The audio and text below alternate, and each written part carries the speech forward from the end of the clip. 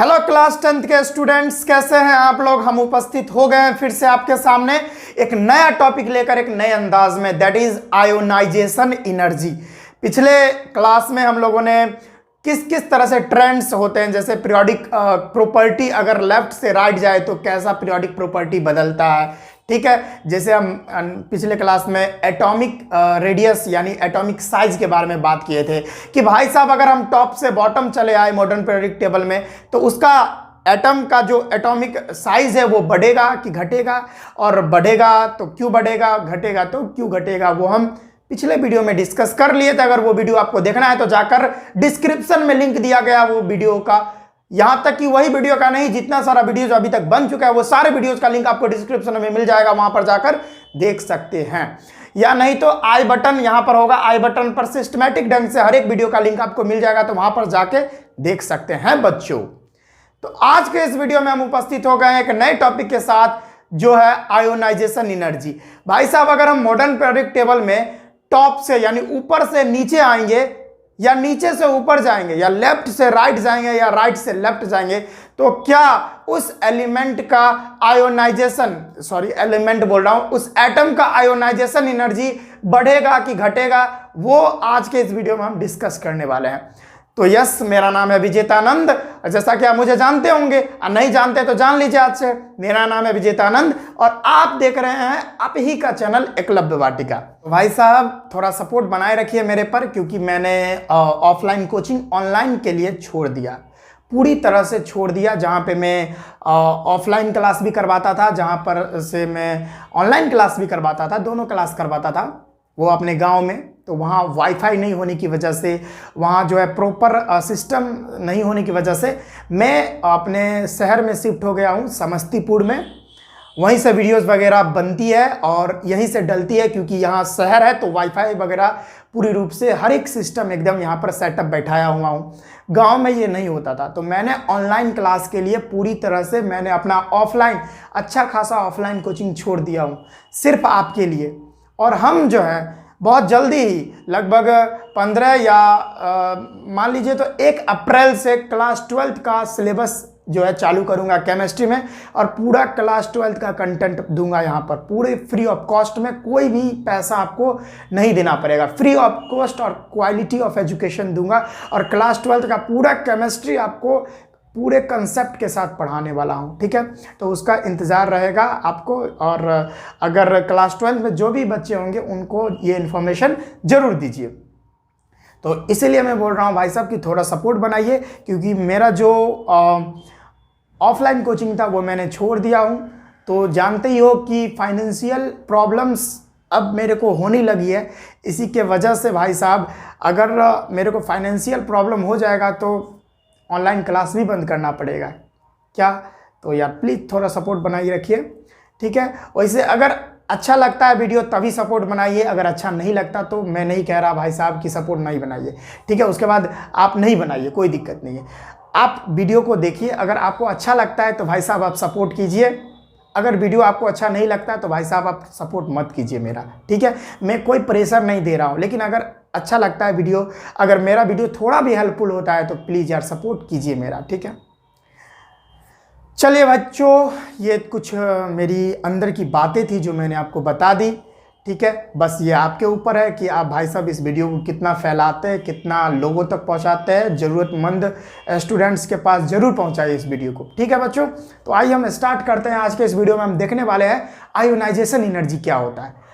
तो देखिए क्या होता है कि the amount of energy required to remove the most loosely bound in electron या आउटर मोस्ट इलेक्ट्रॉन, इसी को बोलते हैं, from an isolated gaseous atom is called ionization energy. बहुत बड़ा स्टेटमेंट है, लेकिन हम इस स्टेटमेंट को एक शब्द में बोल देते हैं कि आपको एक इंडिविजुअल कह लो या आइसोलेटेड गैसियस एटम ले लेना है। आइसोलेटेड गैसियस एटम क्या होता है कि कोई भी जैसे सोडियम ले लो, सोडियम को हीट दो, सोडियम लिक्विड स्टेट में आ जाएगा। फिर वो लिक्विड स्टेट में अगर सोडियम आ गया, फिर उसको हीट दो तो सोडियम जो है गैसियस स्टेट में आ जाएगा। अब उस एक सोडियम एटम को, सिर्फ एक सोडियम एटम को लेना है, उसको बोलते हैं गैसियस एटम, ठीक है। आइसोलेटेड गैसियस एटम उसी को बोला जाता है। अब आइसोलेटेड गैसेस एटम भाई साहब यहाँ पर क्यों लिया जा रहा है? आइसोलेटेड गैसेस एटम अगर हम लेंगे तो क्या होता है कि उसमें जो है ना इलेक्ट्रॉन को हम बहुत आसानी से रिमूव कर सकते हैं। अगर दूसरा कोई एटम वहां पे होगा, मान के चलिए ये एक एटम था, ये एक एटम था और दूसरा एटम इसके साथ बॉन्ड बनाया हुआ था, जैसे यहाँ पर क्लोरीन है, यहाँ पे क्लोरीन है, दोनों एटम आपस में बॉन्ड बनाए हुए हैं, तो भाई साहब इसमें हम इलेक्ट्रॉन को बाहर नहीं निकाल सकते, ठीक है, प्रॉब्लम हो जाएगा हमको बाहर निकालने में। अगर यहीं पर ये क्लोरीन, ऐसा एक क्लोरीन का एटम रहता तो क्या भाई साहब हम बहुत आसानी से उसमें से इलेक्ट्रॉन निकाल सकते थे। तो हमको क्या करना है कि एटम लेना है, और वो एटम कैसा लेना है? आइसोलेटेड गैसेस एटम लेना है। यानी आइसोलेटेड का मतलब ही होता है अलग ना। अभी कोरोना काल चल रहा था, अभी तो बहुत कम हो गया है, भगवान का शुक्रिया अदा है कि ये कोरोना जो है बहुत अभी कम चल रहा है, केसेस बहुत कम आ रहे हैं, बहुत शुक्रिया अदा है भगवान से। लेकिन क्या होता था कि पहले किसी को कोरोना होता था तो उसको आइसोलेट कर दिया जाता था, आइसोलेशन में डाल दिया जाता था, तो यानी सबसे अलग डाल दिया जाता था। तो कहने का मतलब क्या कि आइसोलेटेड एटम कहने का मतलब सबसे अलग एटम, ठीक है, सबसे अलग एटम, यानी सबसे अलग और पूरा एक अलग एटम का बात करें, ठीक है, वो एक इंडिविजुअल एटम। तो क्या है कि एक इंडिविजुअल एटम में, एक आइसोलेटेड गैसेस एटम में क्या करना है, उसमें से जो एकदम लोएस्ट एनर्जी होता है, जब मिनिमम एनर्जी, जैसे हम एक सेल बना लेते हैं जिससे आपको बेहतर तरीके से समझ में आएगा,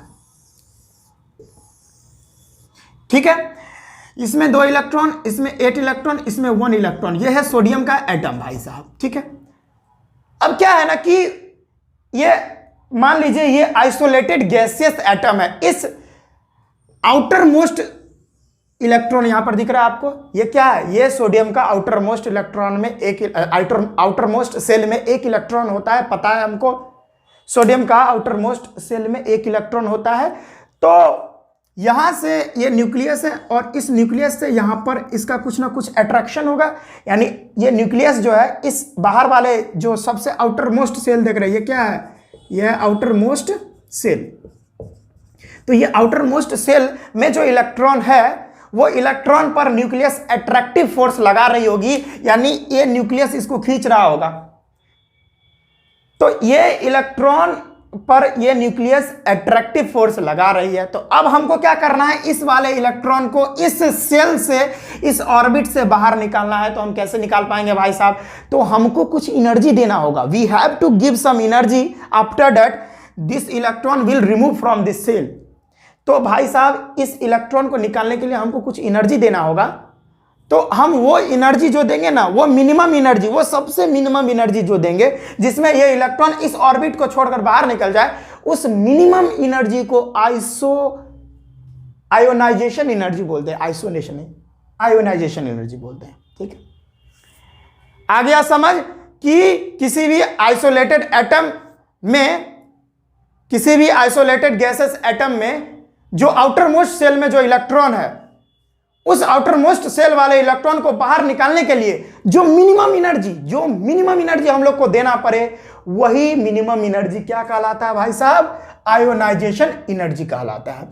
जो मिनिमम एनर्जी हम देंगे यहां पर, वही क्या हो जाएगा? आयोनाइजेशन एनर्जी हो जाएगा। यह बात आपको समझ में आ गया। अब देखिए, एक एक्स नाम का एटम था, ठीक है, एक एक्स नाम का एटम था, उस एक्स नाम के एटम पर हमने आयोनाइजेशन एनर्जी कुछ डाला, कुछ अमाउंट में एनर्जी डाले। अब क्या हुआ कि ये एक्स नाम का जो एटम था वो अपना इलेक्ट्रॉन एक बाहर कर दिया। क्या किया भाई साहब? ये एक्स नाम का जो एटम था वो एक इलेक्ट्रॉन बाहर कर दिया। तो जानते ही हैं, कोई भी एटम अपना इलेक्ट्रॉन लॉस करता है, याद रखिए बच्चों, कभी भी कोई एक एटम इलेक्ट्रॉन को लॉस करता है तो उस पर पॉजिटिव चार्ज आ जाता है, और यहां पर देख रहे हैं इसके ऊपर पॉजिटिव चार्ज आ गया है। और जैसे इस पर पॉजिटिव चार्ज आ गया तो ये एटम नहीं रहता है, ये तब आयन हो जाता है, और ये आयन हो जाता है, इसी के लिए इसको आयोनाइजेशन एनर्जी बोलते हैं। क्यों? क्योंकि इस एटम में आयोनाइजेशन एनर्जी, क्योंकि इस एटम, ये जो एटम था वो ट्रांसफर हो गया है आयन में, और वो ट्रांसफर करने वाला कौन था? तो आयोनाइजेशन एनर्जी था। एटम को आयन बना देता है, इसी के लिए इस टाइप के एनर्जी को आयोनाइजेशन एनर्जी नाम दिया गया है। अब यहां पर देख रहे हैं एक्स नाम का एटम था, आयोनाइजेशन एनर्जी पड़ा तो ये एक्स प्लस पॉजिटिव बन गया क्योंकि एक इलेक्ट्रॉन लॉस कर दिया, और यहां पर एक इलेक्ट्रॉन देख रहे हैं यहां पे। और याद रखिए, कभी भी यहां पर ये जो रिएक्शन होता है बच्चों, तो इसमें जो एनर्जी निकलती है उसकी जो वैल्यू होती है वो पॉजिटिव में होती है। यानी डेल्टा एच जो है, यहां पर किसी भी प्रकार की अगर जो भी एनर्जी होगी जो हम देंगे, चाहे वो हीट के फॉर्म में देंगे। अब जानते हो भाई साहब कि हम जो एनर्जी देंगे इस एटम में, इस आउटर मोस्ट सेल में जो इलेक्ट्रॉन है उसको अगर हमको बाहर करना है, इस आउटर मोस्ट सेल वाले इलेक्ट्रॉन को हमको कुछ बाहर करना है, तो हमको कुछ एनर्जी देना होगा। वो एनर्जी या तो हीट के फॉर्म में हो सकती है, वो एनर्जी या तो इलेक्ट्रिसिटी के फॉर्म में हो सकती है, वो एनर्जी या तो लाइट के फॉर्म में हो सकती है। इस फॉर्म में हम एनर्जी को देंगे। तो अगर हीट हम देंगे तो यहां पर मान के चले अगर कुछ अमाउंट में हम हीट देंगे तो वहां पर जो है, यहां पर डेल्टा एच जो है ना वो पॉजिटिव हो जाएगा भाई साहब। क्योंकि ये जो है ना, कभी भी याद रखिए, कभी भी अगर हम एनर्जी दे रहे हैं ना किसी को, कभी भी हम एनर्जी देते हैं किसी में, चाहे बॉन्ड को तोड़ने में हो, चाहे किसी भी चीज में हम एनर्जी दे रहे होते हैं, तब वहां पर डेल्टा एच या एनर्जी जो निकलती है हम लोग जो दे रहे हैं वो एनर्जी पॉजिटिव हो जाती है। क्योंकि ओवरऑल वो उसमें कुछ एनर्जी पहले से थी और हम जो दे रहे हैं वो दोनों एनर्जी ऐड हो जाती है, ओवरऑल एनर्जी पॉजिटिव में होती है। लेकिन जब भी हम लोगों को एनर्जी मिल रहा होता है, तो ओवरऑल एनर्जी जो प्रोड्यूस हो रही होती है वो निगेटिव में होती है। ठीक है, समझ में आया होगा? ओके, कोई दिक्कत यहां तक नहीं। It is expressed either in the term of electron volt पर एटम। इसको हम कैसे दिखाते हैं भाई साहब आयोनाइजेशन एनर्जी को? या तो इलेक्ट्रॉन वोल्ट पर एटम में या किलो जूल पर मोल में दिखाते हैं इसको। अब एक इलेक्ट्रॉन वोल्ट पर एटम में कितना किलो जूल पर मोल होता है? तो 96.3 किलो जूल पर मोल होता है। इतना बात आई थिंक क्लियर हो गया। आयोनाइजेशन एनर्जी अब बताने की जरूरत नहीं पड़ेगी। ठीक है, अब बताने की जरूरत नहीं पड़ेगी। बच्चे सब कमेंट करते हैं कि सर आप एक ही बात को, बच्चे सब कमेंट करते रहते हैं कि भाई सर आप जो है ना एक ही बात को 2 4 5 बार बोल देते हो सर, ये अच्छा नहीं लगता। तो भाई अब से मैंने डिसाइड किया हूं कि एक बार में ही बहुत अच्छे से एक्सप्लेन कर दूंगा भाई साहब, हो जाएगा। ठीक है, तो चलिए भाई आप बताओगे तब ना यार। क्या है ना कि भाई आप जब तक बताओगे नहीं ना कि सर ये प्रॉब्लम आप में हो रहा है, सर आप ज्यादा बार बोल देते हो, सर आप तेजी में बोलते हो, सर आप धीरे पर आते हो, तो अगर आप ये बोलोगे तभी तो मैं करूंगा ना यार। मैं भगवान थोड़ी ना हूं कि इतने सारे स्टूडेंट्स मेरे से पढ़ रहे, सारे स्टूडेंट्स का जो ब्रेन में क्या चल रहा है वो मैं जानता होऊंगा, ऐसा नहीं है। आप जब तक बताओगे नहीं कमेंट में तब तक मैं जानूंगा नहीं। ठीक है, तो आप जल्दी बताओ। और हाँ बच्चों, जल्दी से भाई साहब सब्सक्राइबर कंप्लीट कर दीजिए, हम लोग लाइव आकर आपका क्लास करेंगे। ठीक है, हम लोग लाइव क्लास करेंगे। तो अभी सब्सक्राइबर कंप्लीट नहीं हुए हैं, उसके लिए कंडीशन है 1000 सब्सक्राइबर्स, तो कंप्लीट कर दीजिए, तभी ना हम लोग लाइव आकर पढ़ेंगे। और वहाँ लाइव डाउट क्लास सेशन होगा, भाई साहब आपका डाउट का धज्जियाँ उड़ाएंगे उस समय। ठीक है, इतना बात समझ में आ गया। अब वेरिएशन इन ग्रुप में वेरिएशन किस किस तरह से होते हैं, कब किस चीज का वेरिएशन भाई साहब, किस पीरियोडिक प्रॉपर्टी का वेरिएशन? तो आयोनाइजेशन एनर्जी के बारे में पढ़ रहे हैं, तो आयोनाइजेशन एनर्जी के बारे में ही तो बात होगी ना आज। तो आयोनाइजेशन एनर्जी के बारे में बात करेंगे, वेरिएशन इन ग्रुप। तो अगर हम ग्रुप में लेफ्ट से राइट जाए, सॉरी ग्रुप में थोड़ी ना लेफ्ट से राइट जा सकते हैं, ग्रुप में अगर टॉप से बॉटम आए, ऊपर से नीचे आए, तो आयोनाइजेशन एनर्जी बढ़ेगी कि घटेगी? अब देखते हैं। देखिए यहां पर स्टेटमेंट को पढ़ते हैं, when we go from top to bottom in MPT यानी modern periodic table, then number of shell of atom increases, hence nucleus applied less energy to the valence electron so that ionization energy increases. चलो भाई साहब, ये बात आपको अगर समझ में नहीं आया तो मैं क्यों खड़ा हूं आप लोगों के लिए ही ना। तो देखिए कैसे आपको बताता हूं कि जब हम लोग ना ऊपर से नीचे आते हैं, किसमें? ग्रुप में। जब हम लोग ग्रुप में ऊपर से नीचे आते हैं तब क्या होता है कि नंबर ऑफ सेल बढ़ता है, एटम का साइज बढ़ता है ना। एटम का साइज बढ़ेगा तो नंबर ऑफ सेल बढ़ेगा, सॉरी नंबर ऑफ सेल बढ़ेंगे तो एटम का साइज बढ़ेगा। क्योंकि हम लोग जानते हैं कि नंबर ऑफ सेल जो होते हैं वो क्या होते हैं? डायरेक्टली प्रोपोर्शनल होते हैं एटॉमिक रेडियस के, एटॉमिक रेडियस के, ये हम तो कल ही पढ़े थे ये बात पिछले लेक्चर में। जैसे ही नंबर ऑफ सेल बढ़ेंगे एटॉमिक रेडियस भी बढ़ जाएगा। यहाँ पर देखिए, यहाँ पर 2 ऑर्बिट है तो देखिए इसका रेडियस यहाँ तक ही होगा। अब यहाँ देखिए, यहाँ 3 ऑर्बिट हो गया तो रेडियस बढ़ गया, यानी नंबर ऑफ सेल बढ़ रहे हैं तो रेडियस भी बढ़ रहा है। देखिए यहाँ पर नंबर ऑफ सेल 4 हो गए तो यहाँ पर रेडियस देखो कितना बड़ा हो गया, तो रेडियस बढ़ता है। डायरेक्टली प्रोपोर्शनल वाला रिलेशन है इस दोनों के बीच में। नंबर ऑफ सेल बढ़ेंगे तो एटॉमिक रेडियस भी इसके साथ इंक्रीज हो जाएगा, कोई दिक्कत नहीं। तो क्या है कि भाई साहब हम टॉप से बॉटम आते हैं तो क्या होता है, नंबर ऑफ सेल बढ़ता है, एटम का नंबर ऑफ सेल बढ़ता है, और जैसे ही नंबर ऑफ सेल बढ़ता है भाई साहब तो क्या होता है, उसका वो जो उसके अंदर न्यूक्लियस जो रहता है ना, वो क्या करता है कि बहुत कम एनर्जी उस वैलेंस इलेक्ट्रॉन पर अप्लाई करने लगता है। बट क्योंकि जैसे देखो एक बात याद है ना कि एनर्जी जो होती है, किसी भी प्रकार की एनर्जी किस चीज़ पर डिपेंड करती है, उसके डिस्टेंस पर भी डिपेंड करती है। या जैसे आप जैसे इलेक्ट्रोस्टैटिक फोर्स की बात कर लो, मैग्नेटिक फोर्स की बात कर लो, बहुत तरह के जो फोर्स होते हैं वो डिस्टेंस पर भी डिपेंड करते हैं, डिस्टेंस पर डिपेंड करते हैं। क्यों? तो मान के चलो यहाँ से देखो, एक पिक्चर बना ही देता हूँ मैं, चलो इसी को देख लो, इसी को देख लो। यहाँ पे देखो ये न्यूक्लियस है ना, न्यूक्लियस, और यहाँ पर मान के चलो वैलेंस इलेक्ट्रॉन है। तो अभी देखो ये न्यूक्लियस और वैलेंस इलेक्ट्रॉन का डिस्टेंस कितना है, बहुत कम है। तो यहाँ पर जो है ना आयोनाइजेशन एनर्जी जो है हम लोगों को ज़्यादा लगाना पड़ेगा। क्यों? क्योंकि यहाँ पर जो न्यूक्लियस है वो बहुत तेज़ी से, बहुत अधिक फोर्स से इस वैलेंस इलेक्ट्रॉन को पकड़े रहेगा, जल्दी छोड़ेगा नहीं, इस पर ज़्यादा फोर्स लगाएगा क्योंकि डिस्टेंस कम है न्यूक्लियस और वैलेंस इलेक्ट्रॉन के बीच का।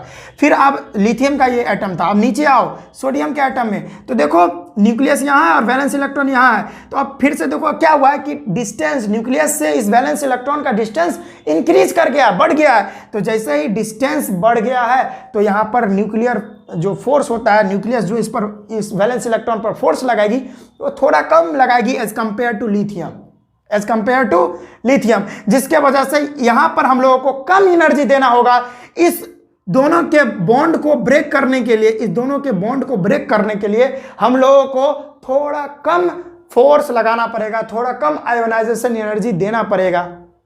ठीक है, यहाँ ज़्यादा देना पड़ेगा, यहाँ लिथियम के मुकाबले कम देना पड़ेगा और यहाँ सोडियम के मुकाबले कम देना पड़ेगा। क्यों? क्योंकि देखिए यहाँ पर न्यूक्लियस है और यहाँ पर वैलेंस इलेक्ट्रॉन है। अब देखिए डिस्टेंस और ज़्यादा बढ़ गया है, डिस्टेंस और ज़्यादा न्यूक्लियस से इस वैलेंस इलेक्ट्रॉन का बढ़ गया है। तो भाई साहब न्यूक्लियस जो है बहुत कम फोर्स लगाएगा अब यहाँ पर इस वैलेंस इलेक्ट्रॉन पर।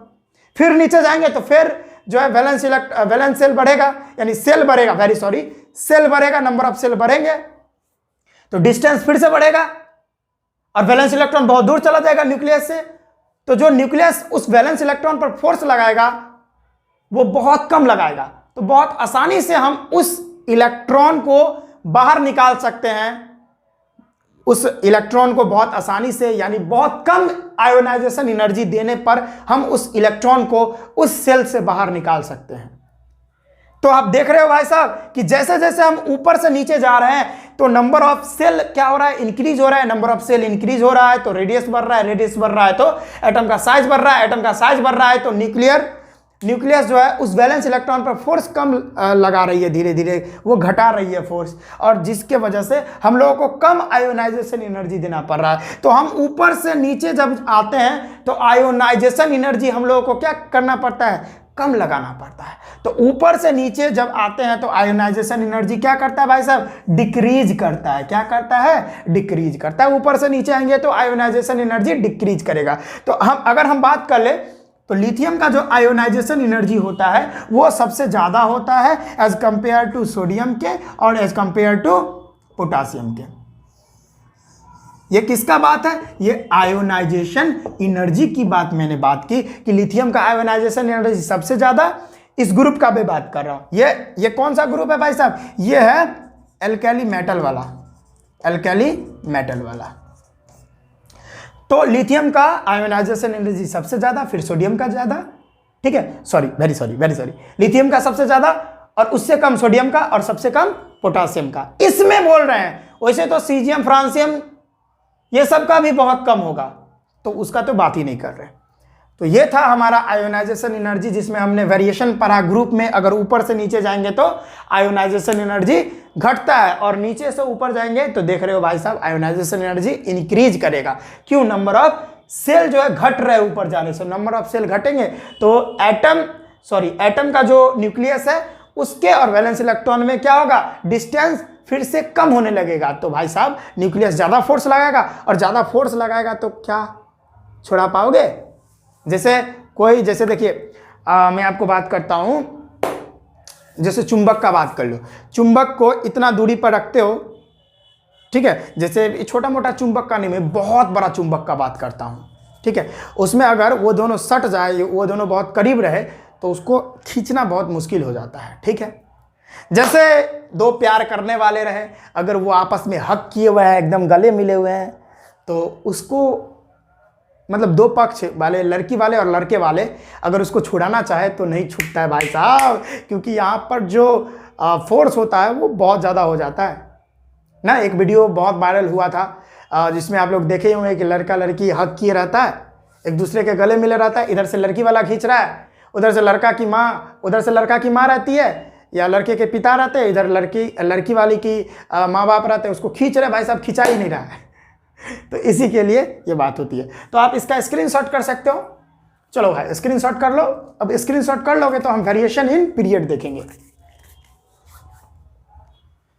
देखिए बच्चों, अब हम लोग देखेंगे कि वेरिएशन इन पीरियड, अगर हम लोग पीरियड में लेफ्ट से राइट चले, मॉडर्न पीरियोडिक टेबल में लेफ्ट से राइट चले, तो क्या उसका आयोनाइजेशन एनर्जी बढ़ेगा कि घटेगा, देखते हैं। तो जाहिर सी बात है कि जब हम लोग on moving from left to right in modern periodic table MPT, then size of atom decreases, hence ionization energy increases, ठीक है। कैसे? हम लोग ये बात तो पढ़ चुके थे ना पिछला वीडियो में, कि अगर हम लोग लेफ्ट से राइट चलते हैं मॉडर्न पीरियोडिक टेबल में, तो क्या होता है कि एटम का साइज डिक्रीज करता है। क्यों डिक्रीज करता है ये भी बताए थे, अगर आपको पता है तो कमेंट सेक्शन में जल्दी लिख के बताओ भाई साहब, ठीक है, लिख दिए होंगे। अब मैं बताता हूं क्या होता है कि अगर हम लेफ्ट से राइट चलते हैं मॉडर्न पीरियोडिक टेबल में, तो एटम का साइज घटता है, क्योंकि नंबर ऑफ इलेक्ट्रॉन बढ़ जाते हैं, और नंबर ऑफ इलेक्ट्रॉन बढ़ जाते हैं तो इलेक्ट्रॉन का जो मास होता है वो कम होता है as compare to mass of proton, और प्रोटॉन बहुत ज़्यादा बढ़ जाता है। ज़्यादा क्या बढ़ेगा? प्रोटॉन का मास ज़्यादा होता है। जैसे देखो, अगर हम एटॉमिक नंबर की बात करें, एटॉमिक नंबर की बात करें तो एटॉमिक नंबर होता है नंबर ऑफ प्रोटॉन के और नंबर ऑफ न्यूट्रॉन के, इक्वल नंबर ऑफ न्यूट्रॉन के, सॉरी इलेक्ट्रॉन के, वेरी सॉरी, ठीक है। जैसे अगर हाइड्रोजन का एटॉमिक नंबर 1 है तो उसमें 1 प्रोटॉन 1 इलेक्ट्रॉन, हाइड्रोजन का हीलियम का 2 है तो 2 प्रोटॉन 2 इलेक्ट्रॉन। इसी तरह से सोडियम का एटॉमिक नंबर 11 है तो उसमें 11 प्रोटॉन 11 इलेक्ट्रॉन होते हैं। ये बताने का क्या मतलब हुआ? तो क्या है, जैसे अगर हम सोडियम की बात करें तो सोडियम में 11 इलेक्ट्रॉन होंगे और 11 प्रोटॉन तो भी तो होंगे, और 11 प्रोटॉन का मास बहुत ही ज़्यादा होगा एज कंपेयर टू 11 इलेक्ट्रॉन के, और वो इलेक्ट्रॉन को क्या करेगा, प्रोटॉन खींचना चालू कर देगा। और जैसे ही प्रोटॉन खींचेगा, प्रोटॉन कहाँ होता है? न्यूक्लियस में होता है, और न्यूक्लियस जो है यानी प्रोटॉन जो है उस इलेक्ट्रॉन को खींचेगा, और इलेक्ट्रॉन को खींचेगा ना तो यहाँ पर जो है साइज उसका छोटा हो जाता है। इस वजह से जैसे जैसे इधर आएंगे तो प्रोटॉन बढ़ता जाएगा, इसी के लिए जो है वो प्रोटॉन जो है इलेक्ट्रॉन को खींचेगा, और जितना इधर जाएंगे उतना एटम का साइज घटते जाएगा। और जैसे ही हम जानते हैं भाई साहब एटम का साइज घटेगा, जैसे ही एटम का साइज इधर जाने से घटेगा तो आयोनाइजेशन एनर्जी बढ़ेगा। जैसे जैसे साइज घटेगा तो एटॉमिक रेडियस घटेगा। जैसे यहाँ पर, जैसे हम सिलिकॉन का बात कर ले, यहाँ पर ये जो सोडियम का एटम होगा ये इतना बड़ा होगा, ये जो है इतना होगा, फिर एल्युमिनियम इतना हो जाएगा। तो क्या देख रहे हैं, ये अगर न्यूक्लियस है, ये इसका न्यूक्लियस, ये इसका न्यूक्लियस, तो देखिए रेडियस क्या हो रहा है, धीरे धीरे डिक्रीज कर रहा है। और जैसे ही रेडियस डिक्रीज कर रहा है तो देखिए ये वैलेंस इलेक्ट्रॉन है, ये इसका वैलेंस इलेक्ट्रॉन, ये इसका वैलेंस इलेक्ट्रॉन, ये क्या है, ये मैं लिख देता हूँ वैलेंस इलेक्ट्रॉन। अब देख रहे हैं यहाँ सबसे ज़्यादा डिस्टेंस है, यहाँ ये R, ये R, ये R। अब देखिए यहाँ पर R किसका सबसे बड़ा है, इसका बड़ा है, रेडियस इसका सबसे बड़ा है, तो रेडियस इसका सबसे बड़ा है, तो यहाँ पर ये न्यूक्लियस से ज़्यादा दूरी पर है। अभी ये वैलेंस इलेक्ट्रॉन यहाँ पर इस न्यूक्लियस से ज़्यादा दूरी पर है, इसी के लिए यहाँ पर क्या होगा, आयोनाइजेशन एनर्जी इस वाले यानी इस वाले एटम का क्या होगा, आयोनाइजेशन एनर्जी बहुत कम होगा।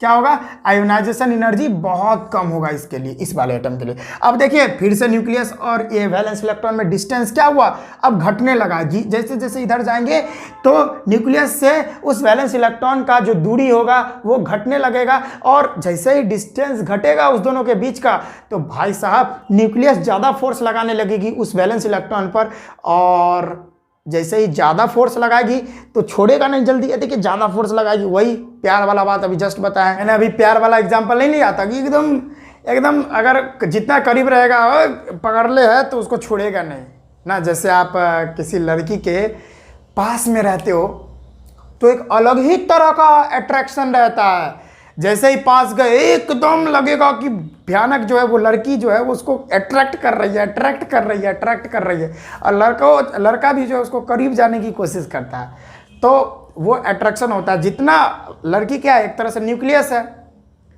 और क्या है, लड़का क्या है, एक तरह से इलेक्ट्रॉन है, तो न्यूक्लियस के चारों ओर चक्कर काटता है इलेक्ट्रॉन, तो लड़की है न्यूक्लियस, चारों ओर चक्कर काटता है, और जितना करीब मतलब न्यूक्लियस रहेगा इलेक्ट्रॉन के, उतना ज़्यादा इलेक्ट्रॉन जो है आकर्षित होगा उस न्यूक्लियस का। तो वही बात है, जाहिर सी बात देखबे करते हो आप यहाँ पे गांव में या कहीं भी शहर वगैरह में, जिधर लड़की घूमी हा चल भाई लड़का उधर अट्रैक्ट होने लगता है। तो यही एग्जाम्पल यहाँ है, जितना एटम का साइज बड़ा छोटा होते जाएगा उतना ज़्यादा आयोनाइजेशन एनर्जी बढ़ता जाएगा। ठीक है, तो ये बात था। आई थिंक आपको पूरा आयोनाइजेशन एनर्जी का जो कंसेप्ट था वो डेफिनेशन समझ में आया, और ट्रेंड्स जो है वेरिएशन ग्रुप में कैसे होता है और पीरियड में कैसे होता है वो सारा आपको समझ में आया होगा बहुत अच्छे तरीके से।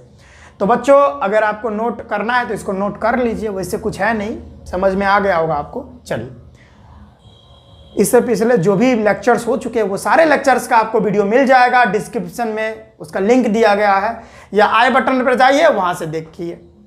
अगर इससे पहले वाला जो चैप्टर है कार्बन एंड इट्स कंपाउंड, वो अगर आपका क्लियर नहीं हुआ है तो आई बटन पे उसका भी लिंक दिया गया है, तो वहां पर भी जाकर पूरा वीडियो टर्म 2 के लिए बना हुआ है, वहां पर जाकर देख सकते हैं। तो बच्चों आज के इस वीडियो में बस इतना ही, हम मिलते हैं नेक्स्ट वीडियो में। पढ़ाई करते रहिएगा, ऑल द वेरी बेस्ट।